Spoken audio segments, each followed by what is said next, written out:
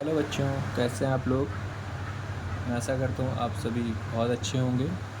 बच्चों, आज हम लोग प्रश्नावली 1.5 शुरू करने वाले हैं। लेकिन प्रश्नावली 1.5 शुरू करने से पहले हम कुछ घातांक नियमों पर चर्चा करेंगे। वैसे तो ये नियम आप लोगों को पता होंगे, बट फिर भी एक बार फिर से देखते हैं।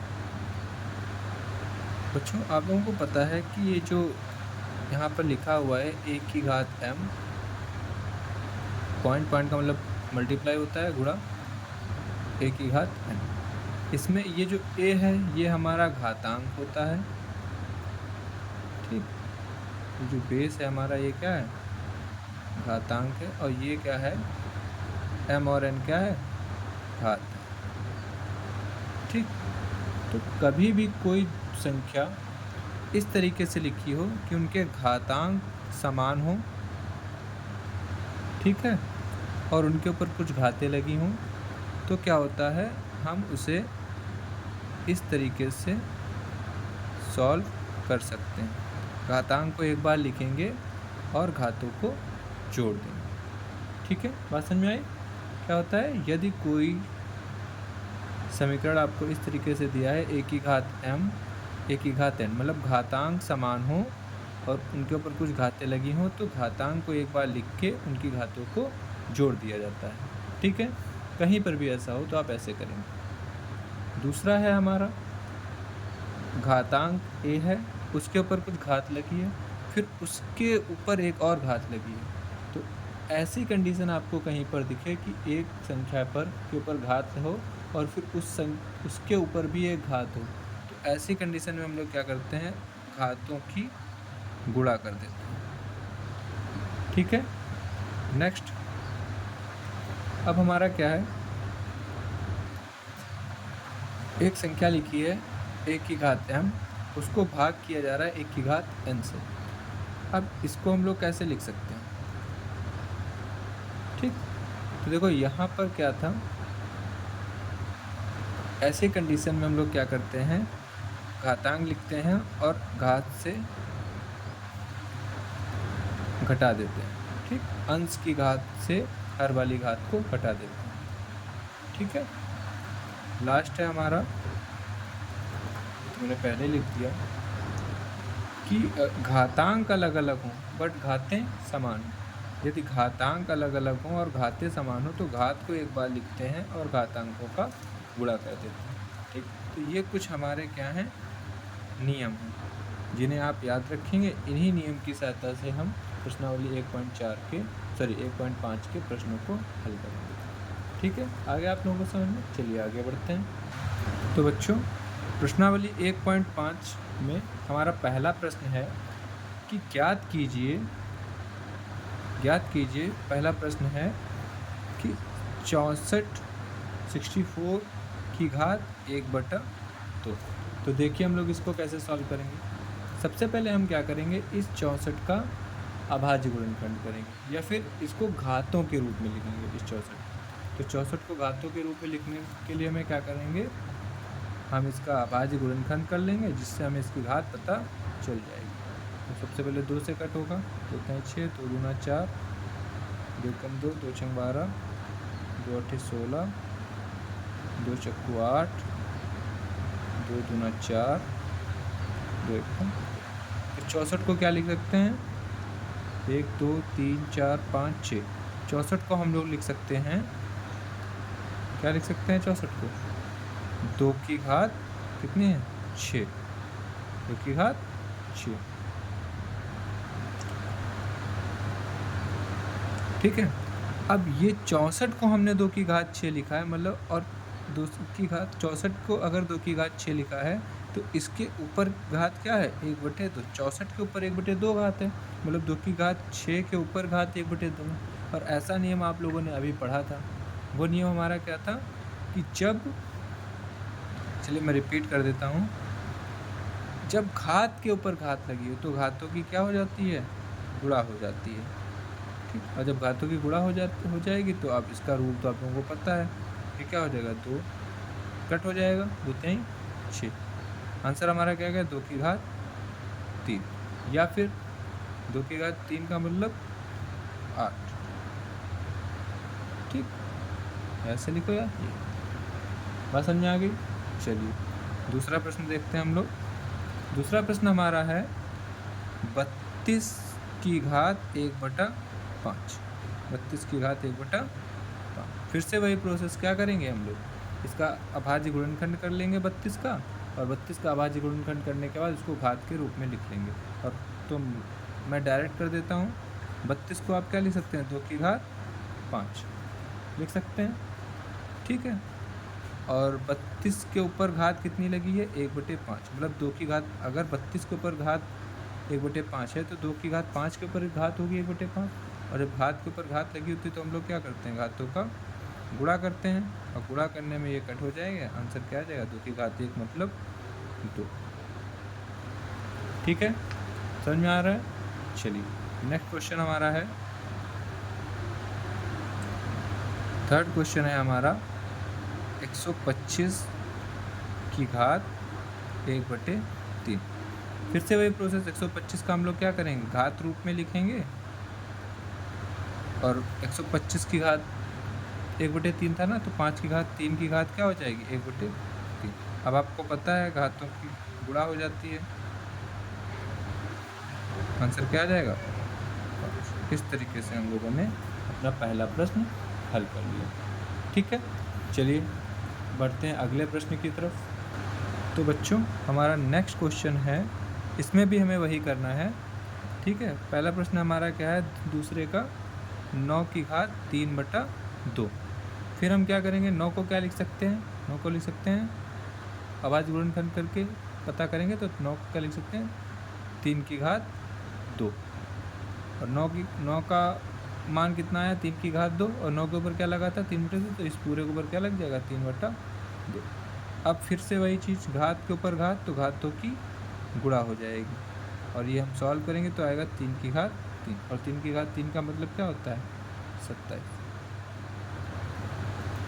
ठीक, 3 की घात 3 को क्या लिखेंगे, 3 × 3 × 3, 3 × 9 होते हैं 27। इस तरीके से हल करना।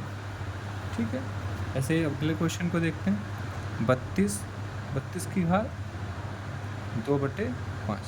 तो 32 को हम लोग बेटा क्या लिख सकते हैं, 32 को लिख सकते हैं 2 की घात 5, और 32 के ऊपर घात कितनी है, 2/5, तो 2 की घात 5 की घात 2/5।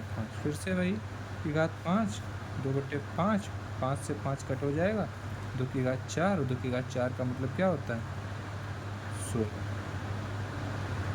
पता है ना, ऐसे करेंगे इसको भी हम लोग। नेक्स्ट क्वेश्चन हमारा क्या है, अगला सवाल है, अगला प्रश्न है हमारा 16 की घात 3/4। ठीक है, अगर आप लोगों को कोई भी चीज़ इसमें समझने में नहीं आ रही है तो आप कमेंट में बताएं, मैं एक एक पॉइंट आपको बिल्कुल बारीकी से समझाऊंगा। ठीक है, 16 को क्या लिख सकते हैं, 2 की घात 4, और उसके ऊपर घात कितनी लगी है, 3/4। देखो 16 की जगह पे 2 की घात 4 लिखा है, तो और 16 के ऊपर जो घात लगी थी वो इसके ऊपर लगाएंगे ना। अब सॉल्व करें, 4 × 3/4, 4 से 4 कट जाएगा, 2 की घात 3, घात 3 का मतलब 8। ठीक है, ऐसे ही नेक्स्ट क्वेश्चन देखेंगे। अगला प्रश्न हमारा क्या है, अगला प्रश्न है 125 की घात -1/3। 125 को बेटा क्या लिख सकते हैं, 5 की घात 3, और उसकी घात -1/3, ये दिया हुआ है। अब हम क्या करेंगे, फिर से वही प्रोसेस हमारा, 3 × -1/3 से 3 कट जाएगा, क्या बचा, 5 की घात -1। किसी संख्या के ऊपर घात माइनस में होती है तो हम क्या करते हैं, उसको पलट देते हैं। 5 का मतलब क्या हुआ, 5/1 पलटोगे, ठीक, तो क्या हो जाएगा, 1/5।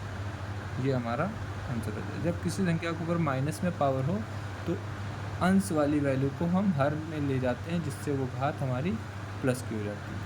ठीक, अंश से किसी वैल्यू को हर में ले जाने पर घातों का चिन्ह बदल जाता है, अगर माइनस का है तो प्लस बन जाता है, और प्लस का है तो माइनस। वैसे ही अगर कोई हर से किसी संख्या को आप अंश में ले जाते हैं तो उसकी भी घात के साथ यही होगा। अगर घात प्लस की होगी तो माइनस की हो जाएगी और माइनस की होगी तो प्लस की हो जाएगी। तो हमने दूसरा क्वेश्चन भी अपना हल कर लिया।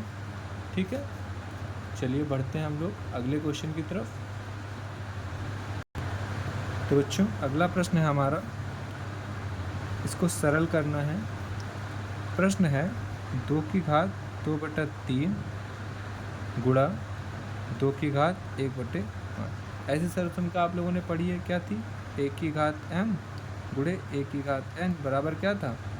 हम लोग घातांक को एक बार लिखते हैं और घातों को जोड़ देते हैं। तो देखो घातांक समान है, ठीक, तो हम क्या कर सकते हैं, इनकी घातों को जोड़ सकते हैं। मतलब क्या लिख सकते हैं, 2 की घात 2/3 प्लस 1/5।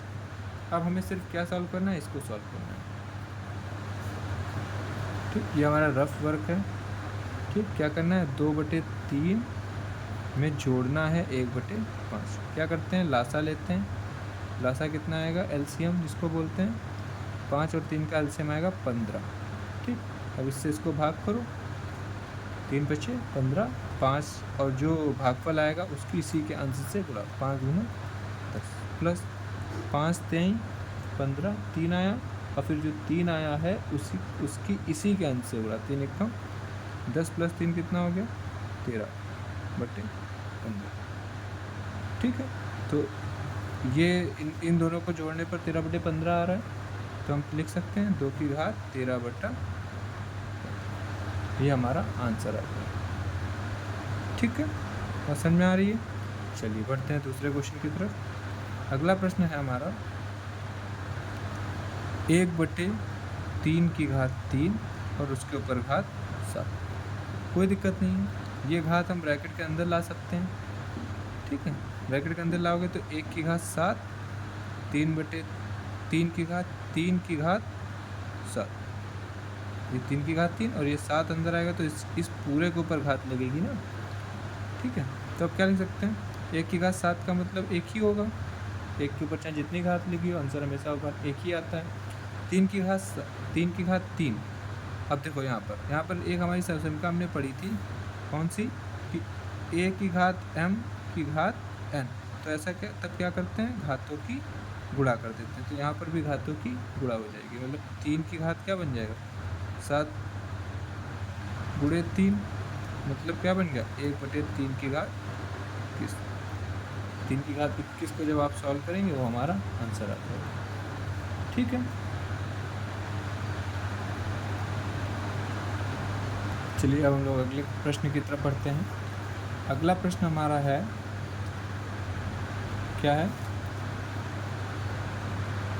11 की घात 1/2 बटा 11 की घात 1/4। ये भी सरलसंख्या हमने पढ़ी थी, कौन सी सरलसंख्या है, याद करो,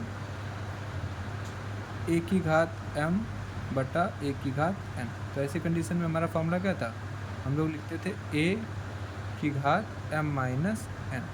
ठीक, यहाँ पे भी ऐसा कर सकते हैं, मतलब क्या करेंगे, लिखेंगे 11 की घात 1/2 माइनस 1/4। अब इसको सॉल्व करोगे आप लोग, 1/2 माइनस 1/4, ये रफ है, ठीक है, ये रफ वर्क है। तो हमारा क्या आएगा, एलसीएम इसका आ जाएगा 4, 2 दूना 4, 2 एकम 1, 2 से 1 गया 1/4। ठीक है, तो इसका आंसर क्या आया है, 11 की घात 1/4।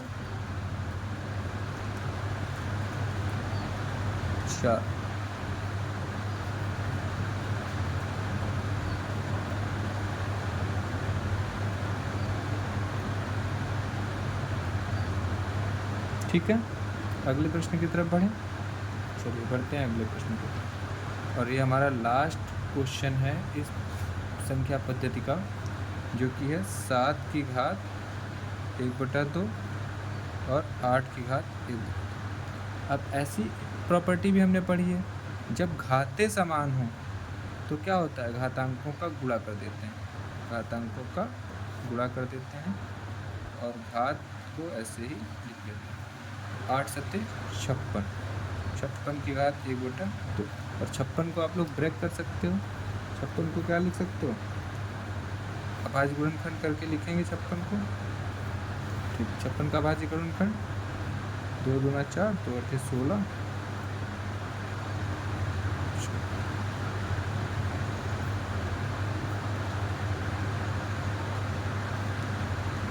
तो ये रूट में वैल्यू आ रही है इसकी, तो इसको लिख सकते हैं 2